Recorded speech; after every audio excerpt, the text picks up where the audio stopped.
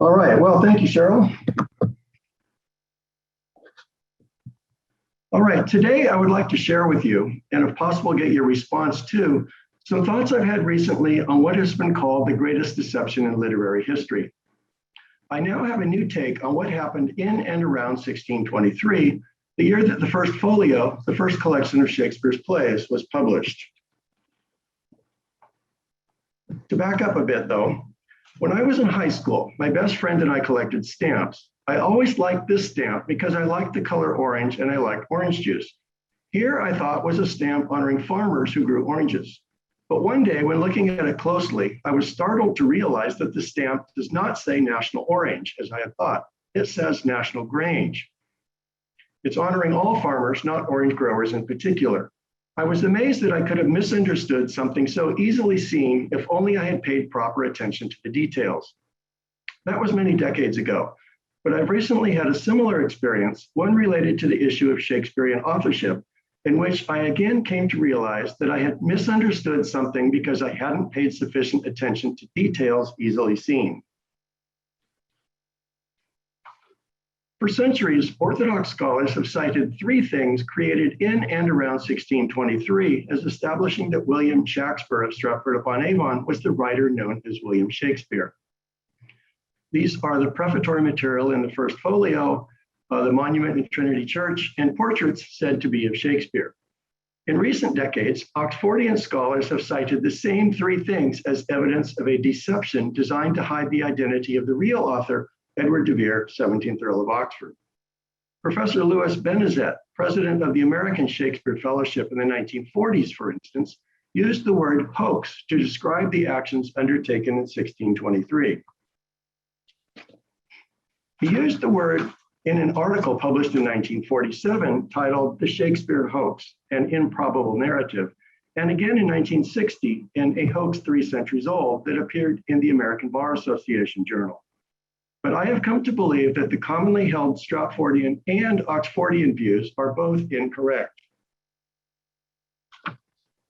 I disagree with the Stratfordian view that the three steps taken in and around 1623 prove Shakespeare's authorship. And I now disagree with the commonly held Oxfordian view that the steps taken in 1623 were designed to hide Oxford's authorship. On the contrary, I now believe that the steps were taken to reveal his authorship, not hide it. I know that sounds counterintuitive or contrary to the facts or to common sense, so I want to explain how and why I came to hold this new view. First, the how. I recently published two books, Shakespeare Revolutionized, which tells the story of the Oxfordian movement over most of the past century, and Shakespeare Investigated, which reprints the full text of more than 300 articles published by the Shakespeare Fellowship, 1922 to 1936, in the Hackney Spectator and elsewhere. While in the final stages of preparing these books, I came across an intriguing idea, or rather an intriguing question posed in a letter to the Washington Post in 1948 that I didn't have an answer to. I set it aside while finalizing the books. Only after finishing them did I return to it and consider how best it might be answered. The question that was so startling and that got me thinking along new lines was this. If the aim was to conceal that Oxford was Shakespeare, the letter writer wrote, by changing the head and obliterating all identifying details in the Ashbourne portrait, why should anyone start with a portrait of Oxford as basis for a Shakespeare forgery in the first place? Think about that for a minute. If the goal had been to hide Oxford's authorship, wouldn't the logical thing to do have been to prepare a portrait of Shakespeare from scratch, rather than by altering one of someone else? Why begin with a portrait of Oxford and alter details in it to hide his identity? These are intriguing questions that demand answers. As I began to consider them, I recall that in the early 1930s, the Reverend Charles Sidney de Vere Beauclerk prepared mock-ups of half a dozen of the best-known portraits of Shakespeare. After superimposing them, he demonstrated that they were so similar in all key aspects that they were, in fact, images of the same person, and that that person was Edward de Vere. I also recall that Charles Wisner Barrell had examined 3 portraits of Shakespeare using X-ray and infrared ray techniques and concluded that all 3 were portraits of Edward de Vere.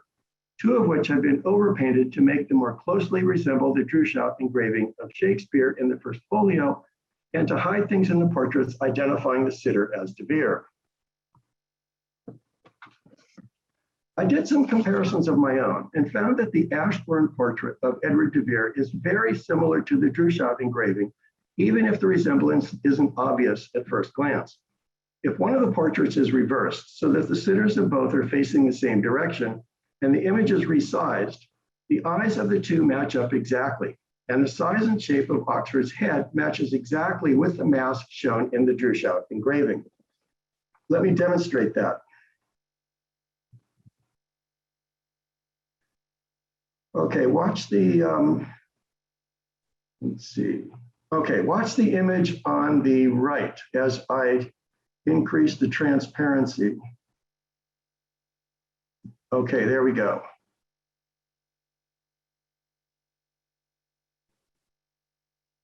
Voila, it's the Ashbourne portrait underneath the Droeshout engraving. Now let me reverse the transparency. This time focus on the eyes. You'll see that they never change. They stay the same size and the same distance apart.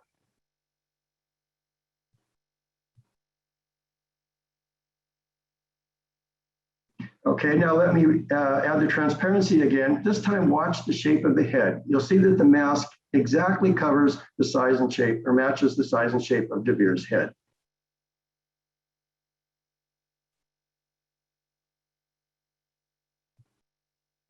So, isn't that amazing that two portraits that look so different from each other at first glance actually are of the same person, or at least appear to be of the same person?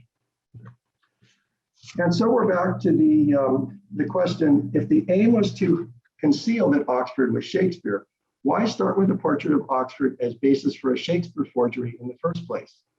The only explanation I could come up with was that the overpaintings had been undertaken to connect the Earl of Oxford with Shakespeare.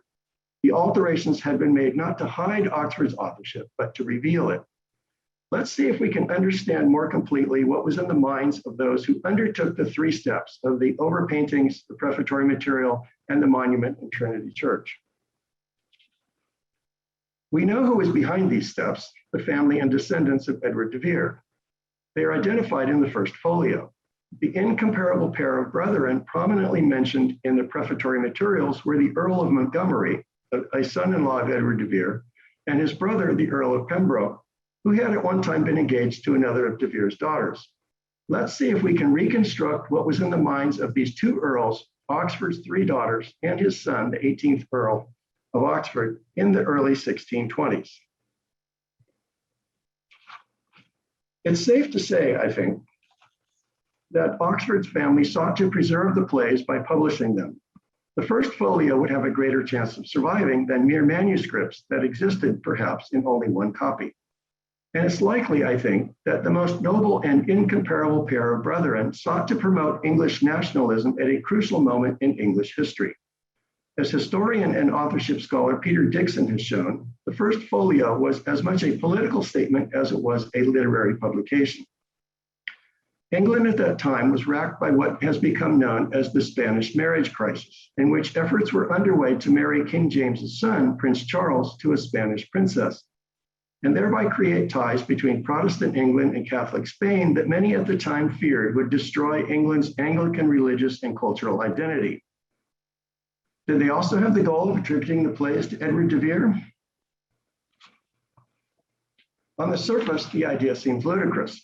If they had wanted to attribute the plays to de Vere, doing so would have been easy enough. Simply announce his authorship in the First Folio and include in it his image, not the Droeshout engraving.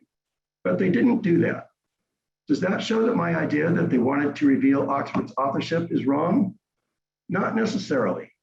For a clue as to what they were really up to, we can turn to Percy Allen, the great Shakespeare scholar from the first quarter century of the Oxfordian era.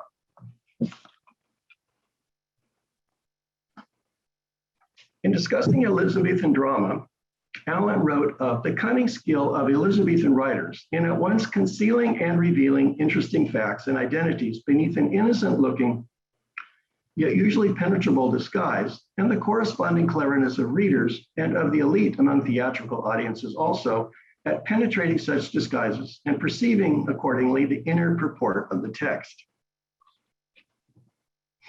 Perhaps Oxford's family intended, with the steps taken in and around 1623, to perpetrate a real-life example of the practice of Elizabethan writers of at once concealing and revealing interesting facts and identities beneath an innocent-looking yet penetrable disguise. I've come to believe that the cover story of authorship by William Shakspere was indeed an innocent-looking yet penetrable disguise. Here's why. If Oxford's descendants had wanted to create a solid cover story, they could have put into the First Folio clear biographical information about Shakspere, information about his acting and writing career, dedicatory poems by other writers, and Shakspere's coat of arms.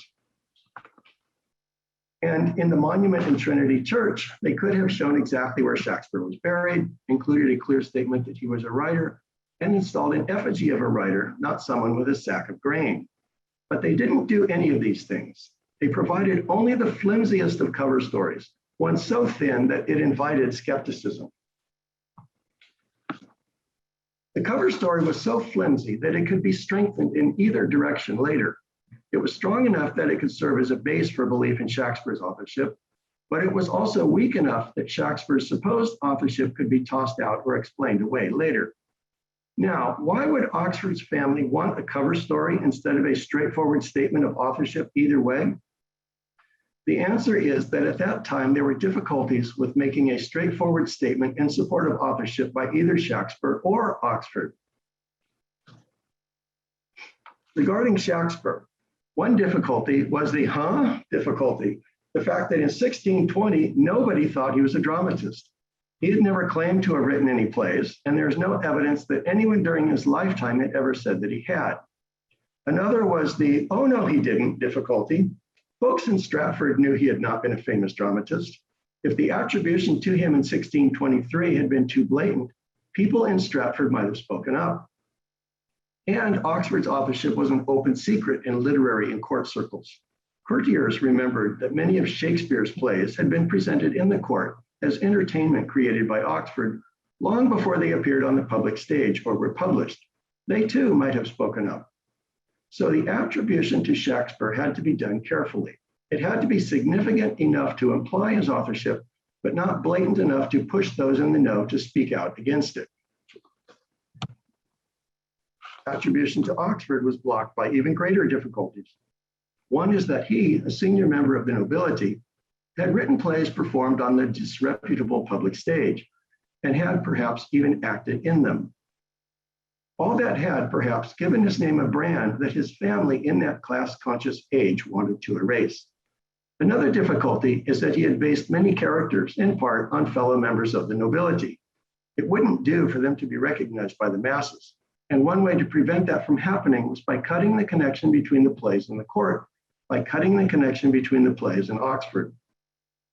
Yet another reason could have been that the political events that gave rise to the desire to enhance feelings of English nationalism through publication of the plays also gave rise to political pressures opposed to public recognition of Oxford's authorship. At the peak of the Spanish marriage crisis, in the months before the folio was published, the 18th Earl of Oxford was in the Tower and Southampton was out of favor at court. Perhaps the most that could be done at that time was publishing the works but withholding attribution to Oxford. The flimsy cover story met the needs of the moment. It enabled the works to be published, but without a clear statement as to who the author was. So we're back to the question of the intentions of Oxford's relatives at the time. Did they intend to further strengthen the cover story in support of Shakspere's authorship later? Or did they intend to throw it out and declare Oxford the real author? I believe they intended to identify Oxford as the real author at some point in the future, and that the flimsy cover story in 1623 was designed to set the stage for that happening. And the reason for my conclusion is the portraits of Oxford overpainted to hide his identity. We can't get around them. Not only were they overpainted to hide his identity and to make the sitter more closely resemble the Droeshout engraving, they were labeled Shakespeare. I believe that the intention was to bring the portraits forward later and publicly announce Oxford's authorship at a less politically sensitive time. That didn't happen, obviously, because of developments in English history that could not have been foreseen. And the portraits remained listed in inventory records as of Shakespeare in the possession of Oxford's descendants until the 20th century. So there it is, my new belief about what happened in and around 1623. I'd be interested in knowing if you agree, or if not, why not? Thank you very much.